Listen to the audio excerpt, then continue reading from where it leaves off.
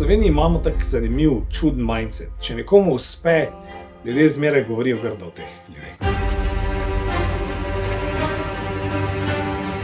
Ni šans, da ti uspe, če nisi baraba.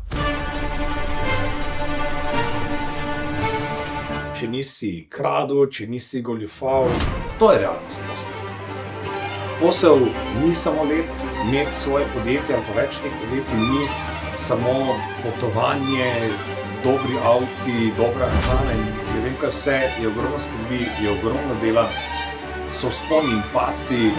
Ekstremni športnik, jaz sem bil mogoče samo nekdo, ki je delal ekstremne stvari za to, da sem sebi dokazal, da zmagam. Here comes the 2 to the 3 to the 4. Moja družina so moje 3 punce. Moja žena, Jasmina, pa moje 2 hčerki. To, kaj me polni v življenju je, če lahko z njimi delim nekaj tega, kar imam jaz rad.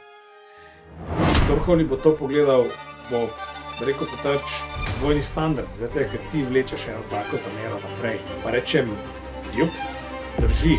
So standardi, ki jih postavljamo za družino, drugačni, kot jih postavljamo za tiste, ki niso naši.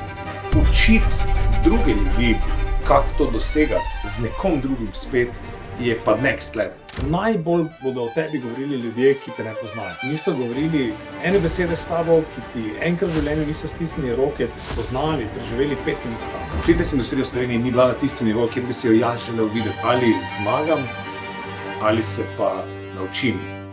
Nikoli ne izgubim. Koji kurac je meni tega treba?